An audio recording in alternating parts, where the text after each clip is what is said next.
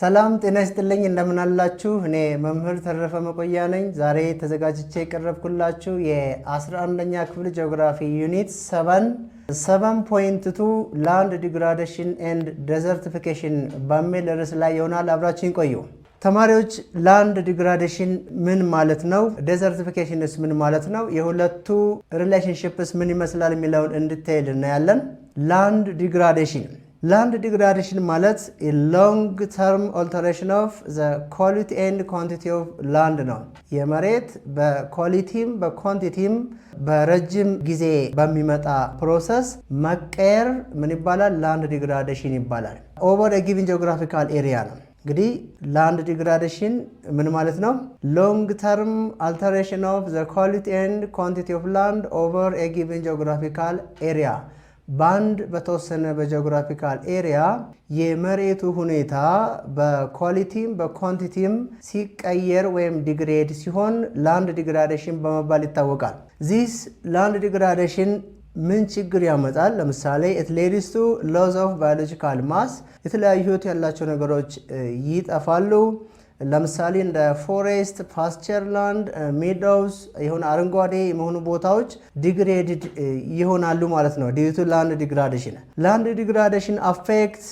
soil resource water resource and also it causes air pollution as well as scenic deterioration ነው ውበትን ይቀንሳል land degrade ሲሆን land degradation can be caused by extreme climatic pattern, drought, plague, pathogen, flood and so on. እነኚህ land degradation ሊያመጡ የሚችሉ ነገሮች ናቸው ማለት ነው። የላንድ ዲግራዴሽን መገለጫው ምንድነው? Manifestation of land degradation and desertification. እንግዲህ land degradation የመሬት መራቆት ነው። desertification ማለት ደግሞ የበረሃማነት መስፋፋት ማለት ነው።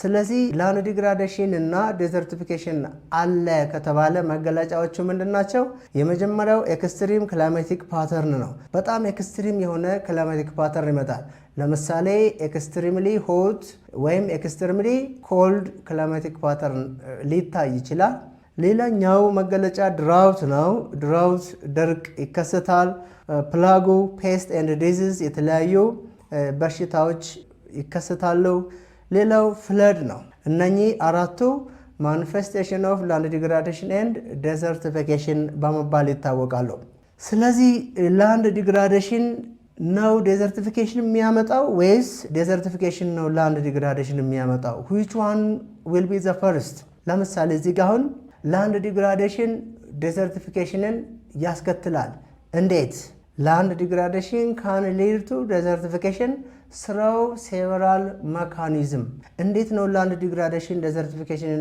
የሚያስከትለው የመጀመሪያው form of land degradation overgrazing ነው overgrazing ማለት እንግዲህ አንድ የተወሰነ ቦታን ወይ መሬትን በብዙ ከብቶች በተደጋጋሚ ማስጋጥ overgrazing ይባላል ይሄ overgrazing ምን ያመጣል soil erosion ያመጣል soil nutrient depletion ያመጣል ከዛ በኋላ making it difficult for vegetation to grow እዛ ላይ soil erode ከሆነ nutrient deplete ከሆነ vegetation እዚህ ላይ መብቀል አይችልም ከዛ ይሄ ከሆነ ደግሞ ምን ያመጣል በረሃማነት እንዲስፋፋ ያደርጋል ማለት ነው so one form of land degradation that leads to desertification overgrazing ነው ማለት ነው ሁለተኛው deforestation ነው የደን መመንጠር እንግዲህ እዚህ ጋር እንደምታዩት የነበረው የደን ሽፋን ተቆራርጦ ተመንጥሮ ያለቀ ነው ይሄ ዴዘርቲፊኬሽን ያመጣል እንዴት deforestation can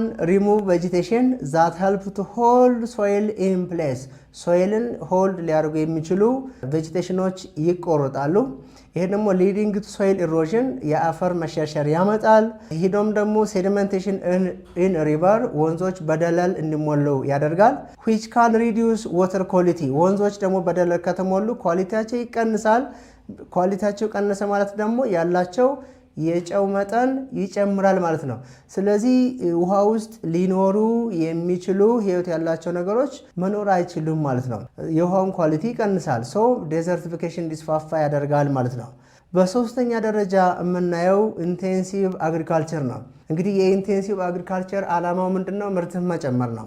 ምርትን ስንጨምር ግን ኢንቴንሲቭሊ ስንጠቀም የምንጠቀመው ቴክኖሎጂ፣ የምንጠቀመው ፈርቲላይዘር፣ ኬሚካል ኢንቫይሮንመንቱን ኔጋቲቭሊ አፌክት ያደርጋል። ለምሳሌ ኢንቴንሲቭ አግሪካልቸር ካን ሊድ ቱ ሶይል ዲግራዴሽን፣ ሶይሉ ዲግሬድ እንዲሆን ያደርጋል። ኢት ካን ሪዲዩስ ፈርቲሊቲ፣ የሶይል ፈርቲሊቲ ይቀንሳል። ኤንድ ሎስ ኦፍ ባዮዳይቨርሲቲ፣ ህይወት ያላቸው ነገሮች እንዲጠፉ ያደርጋል።